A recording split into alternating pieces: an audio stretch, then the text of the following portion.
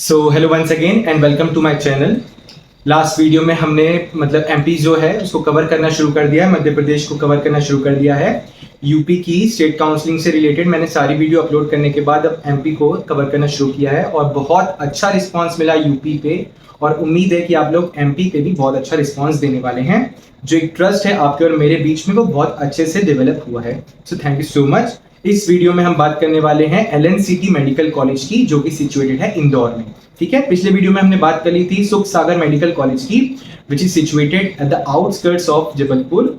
And सब लोग यही रिकमेंड करते हैं कि वो कॉलेज नहीं लेना चाहिए, मैंने भी यही रिकमेंड किया था कि वो कॉलेज नहीं लेना चाहिए। ठीक है, अब हम बात करने वाले हैं दूसरे मेडिकल कॉलेज की जो मैं कवर कर रहा हूँ, वो है LNCT medical college and Sevakunj hospital. So basically, Sevakunj Hospital is associated with this college and it is located at the campus only. You don't need to go at anywhere else, ठीक है, for practices and clinical exposure purpose. ठीक है, so हम start करते हैं LNCT medical college के बारे में।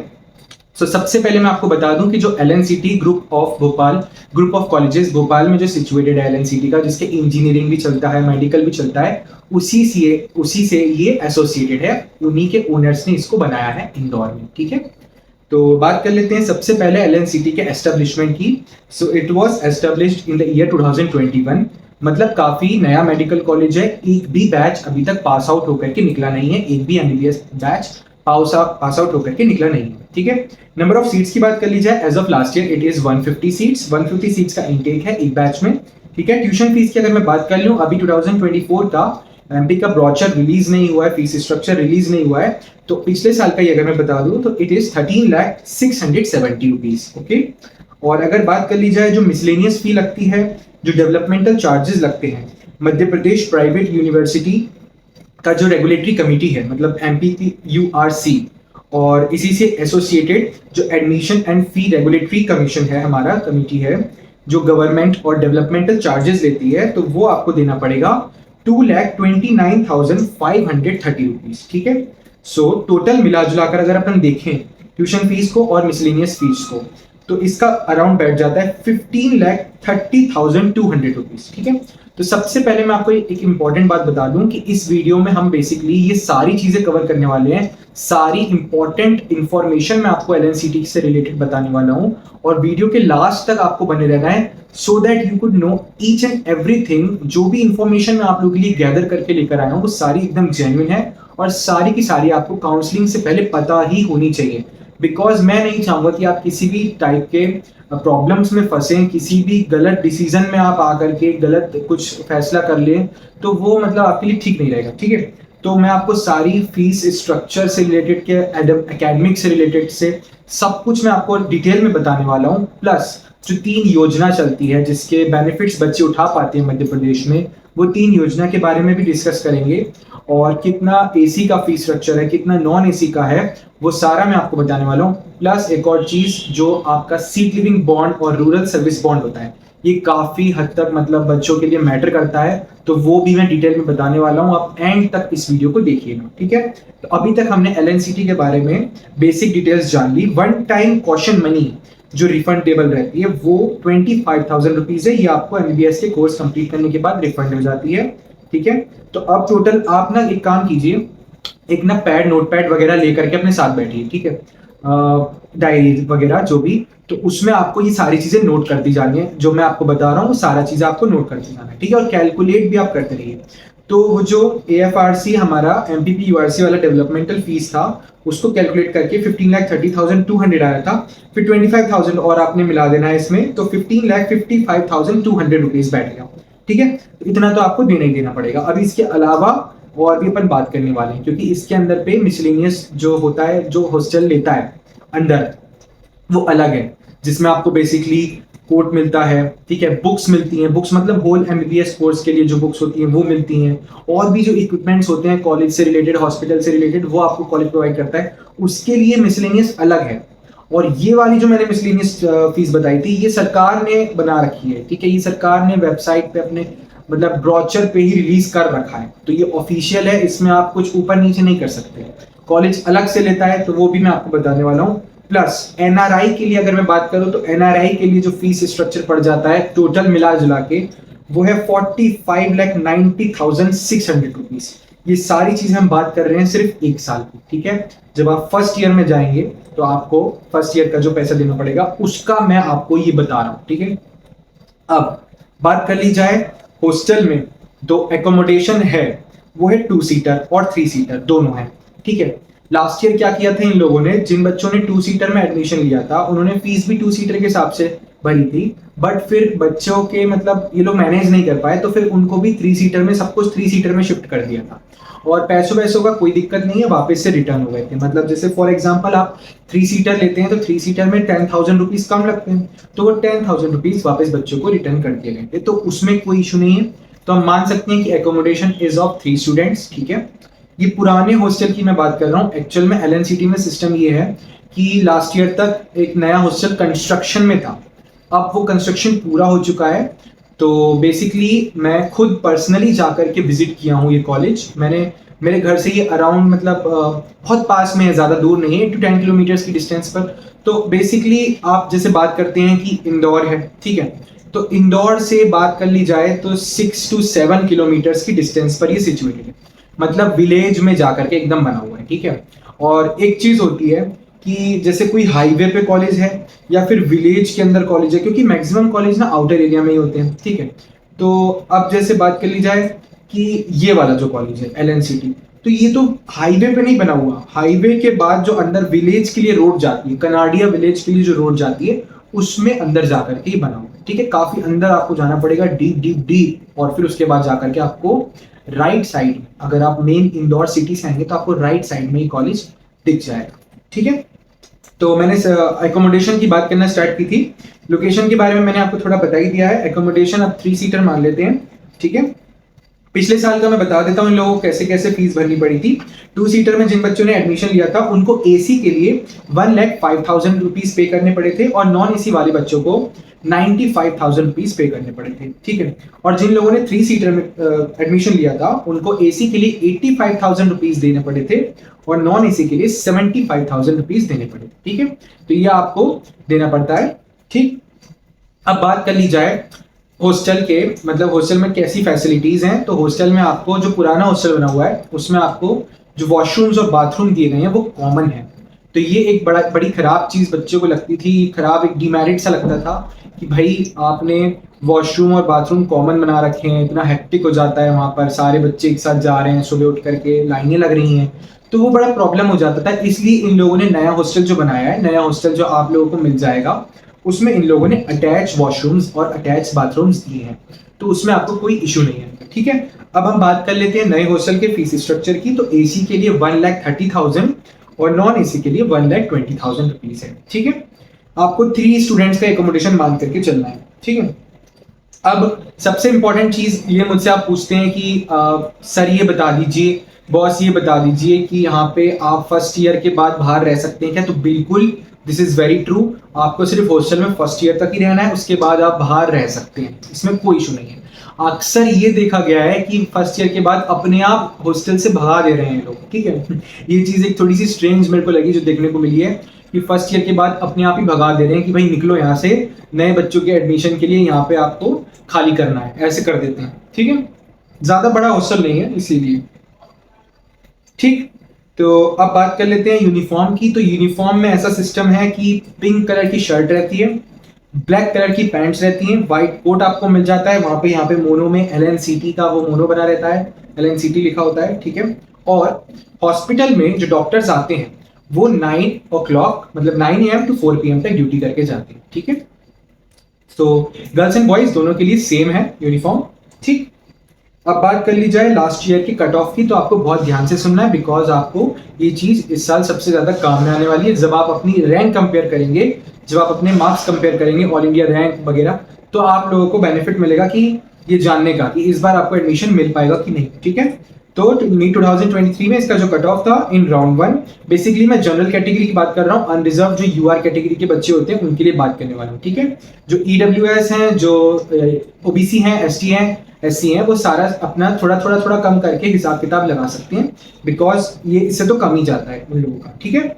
तो राउंड 1 में it was 490 marks, AIR 1,18,824, round 2 में 482 मार्क्स, ऑल इंडिया रैंक 1,27,082, और मॉपअप राउंड में इंक्रीज करके 551 मार्क्स, रैंक वाज 63,062। ठीक है, तो ये सारे इसमें मतलब आपको मैंने बता दिया कि इस कट ऑफ के अंदर अंदर पिछले साल एडमिशन हो गया था और इस साल इसमें एडमिशन नहीं मिल पाएगा because of high rank inflation. आप लोग भी जानते हैं कि कैसे इस बार बहुत ज्यादा मैटर कर रहा है रैंक, तो इस बार इतने नंबर पे तो नहीं मिल पाएगा। बाकी आप रैंक अपनी इसके हिसाब से कंपेयर करके देख सकते हैं।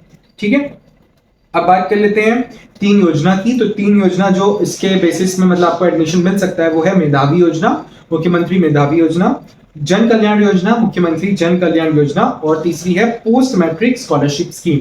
ठीक है, तो पोस्ट मैट्रिक स्कॉलरशिप स्कीम में आपको चाहे एसटी हैं, चाहे एससी हैं, चाहे ओबीसी हैं, आपको पोस्ट मैट्रिक स्कॉलरशिप स्कीम मिल जाएगी और उसमें आपको एडमिशन इजीली मिल जाएगा। तो आपको फीस पे करनी ही नहीं पड़ेगी, सारा तो सरकार उठा लेगी आपका फीस। ठीक है, तो इनके बारे में अपन लास्ट में डिटेल में बात करेंगे। अभी अपन बात कर लेते हैं सबसे पहले एकेडमिक्स की। तो एकेडमिक्स इज गुड, ठीक है, कैडेवर्स अवेलेबल हैं और अटेंडेंस की अगर बात कर ली जाए तो 75% जो एनएमसी का मिनिमम क्राइटेरिया है वो तो देखिए फॉलो करना पड़ता है और प्राइवेट कॉलेजेस में थोड़ा स्ट्रिक्टनेस के साथ फॉलो करवाते हैं। ठीक है, और फेस बायोमेट्रिक का सिस्टम भी है यहाँ पर, तो ये एक थोड़ी स्ट्रिक्टनेस आपको देखने को मिलेगी अटेंडेंस के प्रति। ठीक है, तो मैंने आपको हॉस्टल के बारे में बता दिया, एकेडमिक्स के बारे में अपन ने बात कर ली है।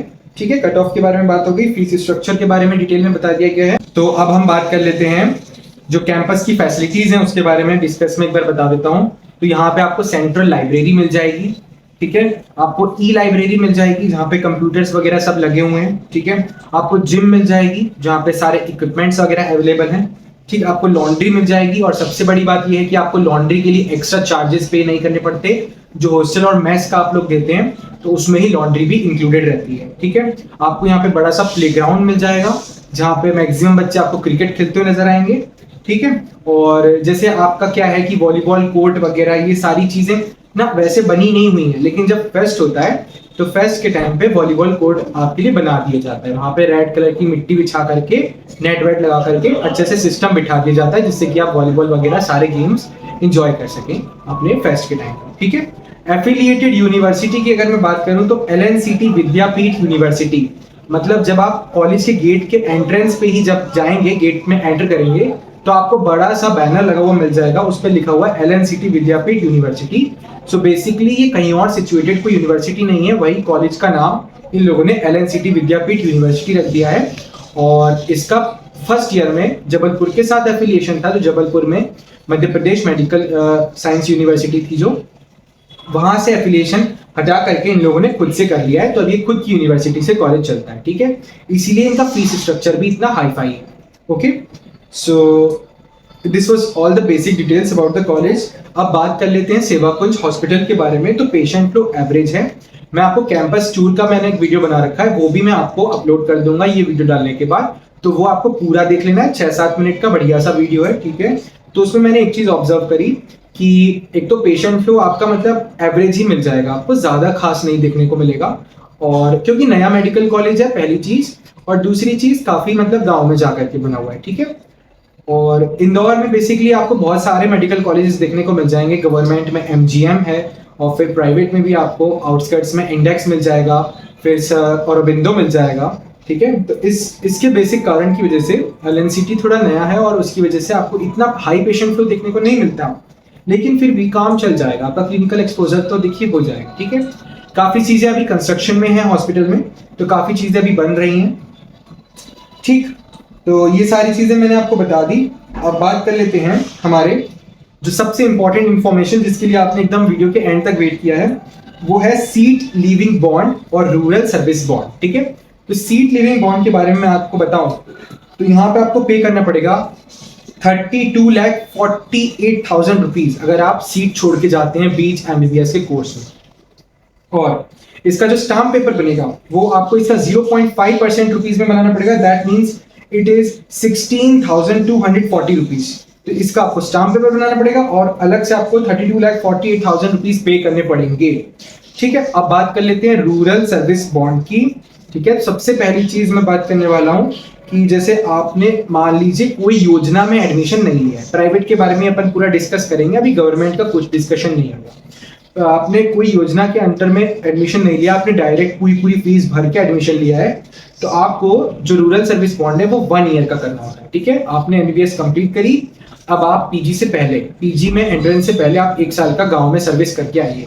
ठीक है, तो उसमें आपको, अगर वो आपने नहीं किया तो उसमें आपको देना पड़ेगा अनरिजर्व कैटेगरी के लिए 10 लाख रुपीज। ठीक है, और एसटी, एससी और ओबीसी के लिए 5 लाख रुपीज। ये इतना इसलिए क्योंकि आपका 1 साल का ही बॉन्ड था, क्योंकि आपने कोई योजना में एडमिशन नहीं लिया था। ठीक है, और इसका जो स्टैम्प ड्यूटी बनेगी, स्टैम्प पेपर जो स्टैम्प ड्यूटी होगी वो 5,000 रुपीज होगी अनरिजर्व कैटेगरी के लिए, क्योंकि अगर अपन 0.5% इसका निकाले 10 लाख रुपीज का, तो वो आता है 5,000 रुपीज। ठीक है, और जो एसटी, एससी, ओबीसी बच्चे होंगे उनके लिए रहेगा वो 2,500 रुपीज। ये स्टैम्प ड्यूटी है। ठीक है, अब बात कर ली जाए तो जो बच्चे योजना में हैं, जैसे कि मेधावी योजना और हमारा पोस्ट मैट्रिक स्कॉलरशिप स्कीम, ठीक है, और जन कल्याण योजना, तो इन 3 योजना में जिन भी बच्चे ने एडमिशन लिया होगा उनके लिए रूरल सर्विस बॉन्ड है 5 इयर्स का। ठीक है, तो ये आप याद कर लीजिए, लिख लीजिए कि उनके लिए जो रूरल सर्विस बॉन्ड है वो 5 इयर्स का है, और उसमें चाहे आप जनरल कैटेगरी से बिलोंग करते हैं, चाहे आप ओबीसी कैटेगरी से बिलोंग करते हैं, आपको 5 इयर्स की सर्विस देनी है। और आपको, अगर आपने रूरल सर्विस मतलब कंप्लीट नहीं की, तो आपको देना होगा 25 लाख रुपीज। ठीक है, और उसका स्टैम्प बनेगा 12,500 रुपीज में। ओके, ठीक है, और जो बच्चे योजना में आते हैं और वो एसटी, एससी से बिलोंग करते हैं, उनके लिए है 5 लाख रुपीज और स्टैम्प है 2,500 रुपीज का। ठीक, तो मुझे लगता है आप लोगों को सारी बेसिक चीजें समझ में आ गई होंगी। मैंने खुद पर्सनली जाकर के विजिट किया है एलएनसीटी मेडिकल कॉलेज को, मतलब मुझे ठीक लगा, कुछ खास इतना अच्छा नहीं लगा, बिकॉज अभी मैक्सिमम चीजें कंस्ट्रक्शन में थी। ठीक है, हॉस्टल वगैरह आप लोगों के लिए नया बन गया है, और ज्यादा बड़ा कैंपस है नहीं है इसका। ठीक है, बेसिक इन्हें सारी चीजें प्रोवाइड कर रखी हैं फैसिलिटीज में, फेस्ट वगैरह होते हैं, और जैसे जैसे कॉलेज आगे बढ़ता जा रहा है वैसे वैसे इसमें मतलब स्टूडेंट्स का इंटेक होता जा रहा है। जैसे 2021 में जब बना था तो फर्स्ट टाइम एक बैच एडमिशन लिया, फिर उसके बाद दूसरा बैच आया, फिर तीसरा बैच आया, तो ऐसे करके मतलब काफ़ी ज़्यादा जो प्रॉब्लम फेस करने को होती हैं वो फर्स्ट वाले बैच को होती हैं। ठीक है, उनको कोई सीनियर नहीं होता हेल्प करने के लिए, उनको मतलब सारी चीज़ें फर्स्ट टाइम ही देखनी पड़ती हैं। अब जैसे जैसे आप जाते जाएंगे तो आप लोगों को हेल्प करने के लिए सीनियर्स रहेंगे, आप लोगों के सारे डाउट्स क्लियर होंगे। ठीक है, सो वहाँ पे कॉलेज में बेसिकली एक एमबीबीएस की बिल्डिंग बनी हुई है और एक आयुर्वेदा की बीएमएस कोर्स की भी बिल्डिंग बनी हुई है। इसके अलावा कोर्सेज में जैसे पैरामेडिकल के, नर्सिंग वगैरह, फार्मा, इन सब चीज़ों के कोर्स भी वहाँ पर चलते हैं। ठीक है, so this was all about LNCT medical college which is situated at the village area of Indore. ठीक है, एंड आप देखिए चाहे तो एडमिशन ले सकते हैं, मैं रिकमेंड कर दे रहा हूँ। और बाकी आप मेरे साथ कनेक्टेड रहिए on both the social medias, Instagram and YouTube. मैं हो सके जितना हो सके आपकी क्वेरीज को, आपके डाउट्स को क्लियर करने की कोशिश करूंगा। और आपके अगले 6-7 दिन बाद ही मेडिकल कॉलेज की काउंसलिंग स्टार्ट होने वाली है। So hopefully this video seems to be informative for you, है ना। Thank you so much for watching my video. Good bye.